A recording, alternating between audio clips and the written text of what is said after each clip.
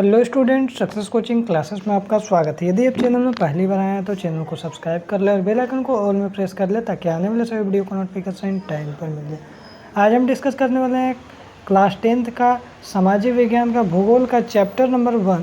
ये हमारा part 2 video होने वाला है, संसाधन एवं विकास। इसका पार्ट 1 में हम आपको संसाधन का वर्गीकरण ये सब पार्ट आपको करवा दिए। यदि आप वीडियो नहीं देखे हैं तो आप वीडियो जाकर देख लीजिएगा। आज हम आपको करवाने वाले हैं सतत पोषणीय विकास करवाने वाले हैं। यहाँ से इस टॉपिक आपको करवाने वाले सतत पोषणीय विकास। देखिए, संसाधनों का ऐसा विवेकपूर्ण प्रयोग, ऐसा बुद्धिमानी से आपको प्रयोग करना है ताकि न केवल वर्तमान पीढ़ी, जो अभी हमारा जो पीढ़ी चल रहा है वर्तमान में, भी संसाधन का कमी ना हो और अपितु भावी पीढ़ियों की आवश्यकताओं को भी पूरी होती रहे।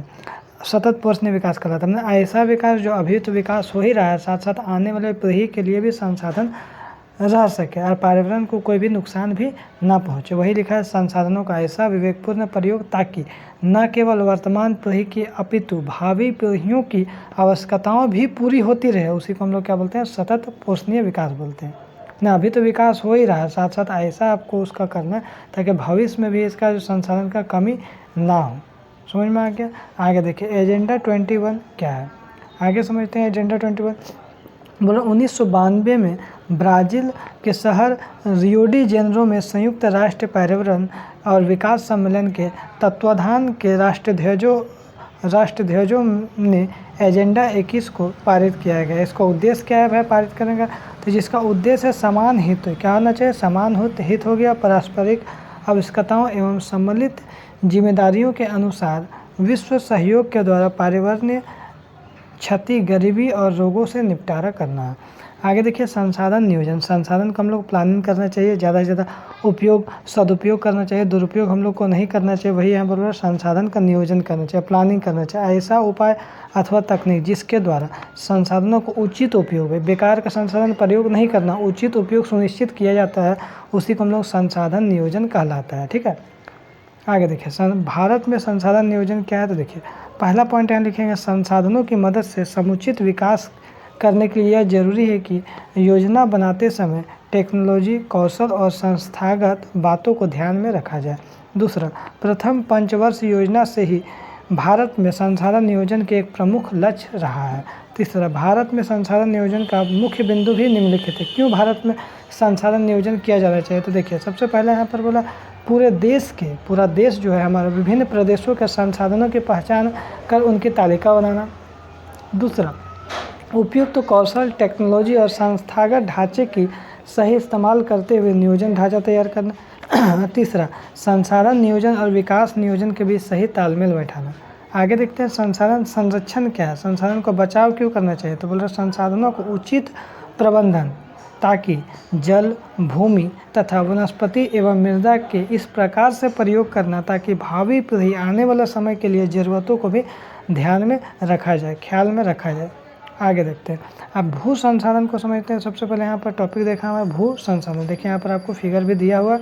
आगे देखिए, बोल रहा है भूमि एक क्या महत्वपूर्ण संसाधन है। भूमि एक महत्वपूर्ण प्लस प्राकृतिक संसाधन है।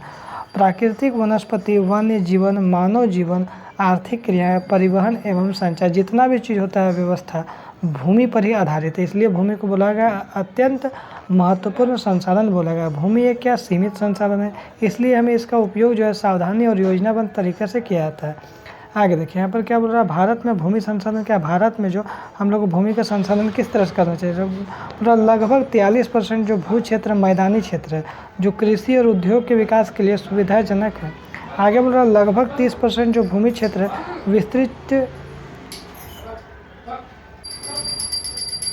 विस्तृत रूप से पूर्व स्थित है, जो 12मासी नदियों के प्रवाह को सुनिश्चित करते हैं, पर्यटन विकास के लिए अनुकूल परिस्थितियां प्रदान करता है और पारिस्थितिकी के लिए महत्वपूर्ण है। आगे यहाँ पर क्या बोला गया है, लगभग 27% हिस्सा पठारी क्षेत्र है, जिसे खनिजों, जीवाश्म ईंधन और वनों के अपार संचय कोष है। उसके बाद देखिए, यहाँ समझते हैं जो भूमि उपयोग क्या है। भू उपयोग मतलब भूमि का उपयोग, भौगोलिक प्रक्रियाएं जिसके अनुसार भूमि का प्रयोग विभिन्न आर्थिक गतिविधियों के लिए किया जाता है। चलिए हम लोग सबसे पहले समझते हैं भूमि उपयोग के निर्धारित करने वाला तत्व क्या है। सबसे पहले वन है। पेड़ों से आच्छादित एक विशाल क्षेत्र। दूसरा, कृषि के लिए अनुपलब्ध भूमि जैसे बंजर तथा कृषि योग्य भूमि, कृषि अयोग्य भूमि और कृषि प्रयोजनों में लगाई गई भूमि, इमारतें, सड़कें, उद्योग। परती भूमि किसको बोलते हैं? वर्तमान परती, जहाँ कृषि 1 वर्ष या उससे कम समय से खेती ना की गई है, उसको हम लोग परती भूमि बोलते हैं। अन्य परती मतलब अन्य परती, जहाँ 1 से 5 वर्ष से खेती नहीं किया गया, उसको हम लोग क्या बोलते हैं? अन्य परती भूमि बोलते हैं। आगे क्या बोल रहा है? अन्य कृषि योग्य भूमि स्थायी चारागाहों तथा अन्य गदोचर भूमि, विविध वृक्ष फसलों तथा उपवन के अधीन भूमि, कृषि योग्य बंजर भूमि जो 5 वर्ष या उससे अधिक से खाली है, उसी को हम लोग बोलते हैं शुद्ध बोया गया क्षेत्र। एक कृषि वर्ष में 1 बार से अधिक बोए गए क्षेत्र को शुद्ध बोया गया क्षेत्र कहलाता है। आगे यहाँ पर बोल रहा है जो भारत में भूमि उपयोग प्रारूप के प्रकार। तो भूमि उपयोग के निर्धारित करने वाले तत्वों में भौतिक कारक जैसे भू आकृति हो गया, मृदा जलवायु हो गया, और मानवीय कारक जैसे जनसंख्या घनत्व, प्रौद्योगिकी क्षमता, संस्कृति और परंपराएं इत्यादि भी शामिल है। आगे बोल रहा है भूमि निम्नीकरण का कारण बताइए। जो भूमि का भैया जो निम्नीकरण हो रहा है, कमी हो रहा है, सबसे पहले खुदाई के कारण, खनन के कारण हो रहा है, अतिचारण, ज़्यादा से ज़्यादा पशु चराया जा रहा है, अति सिंचाई, ज़्यादा से ज़्यादा सिंचाई किया जा रहा है, जिसके कारण भूमि निम्नीकरण हो रहा है, भूमि में कमी आ रहा है। और क्या हो रहा है? औद्योगिक प्रदूषण हो रहा है और वनोन्मूलन हो रहा है। आगे यहाँ पर बोल रहा है भूमि संरक्षण का उपाय जरा बताइए। तो भूमि संरक्षण का उपाय क्या? यदि भूमि को संरक्षण करना है तो वनारोपण, मतलब वन को ज़्यादा से ज़्यादा रोपिए। पशु चारण जो होता है उस पर हम लोग कंट्रोल करना होगा, रक्षक मेखला करना होगा, खनन पे कंट्रोल करना और औद्योगिक जल का परिष्करण करना होगा।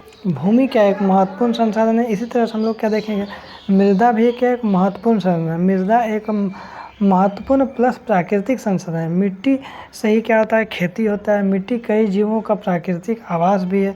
अब देखिए मृदा का निर्माण कैसे होता है। देखिए ये सब हम लोग क्या सब मिट्टी यहाँ पर देखने को फिगर में मिल रहा है। अब मृदा का निर्माण कैसे होता है? देखिए मिट्टी के निर्माण की प्रक्रिया अत्यंत धीमी होता है, मतलब धीरे धीरे प्रोसेस में मिट्टी का निर्माण होता है। इसका अंदाज़ा इस बात से लगाया जा सकता है कि मात्र 1 सेंटीमीटर मृदा के बनने में हज़ारों वर्ष लग जाता है। मात्र 1 सेंटीमीटर मिट्टी बनने में हज़ारों वर्ष लग जाते हैं। मृदा का निर्माण शैलों के अपघटन क्रिया से होता है। मृदा के निर्माण में कई प्राकृतिक कारकों की महत्वपूर्ण भूमिका होती है, जैसे कि तापमान हो गया, पानी का बहाव हो गया, पवन हो गया, हवा हो गया।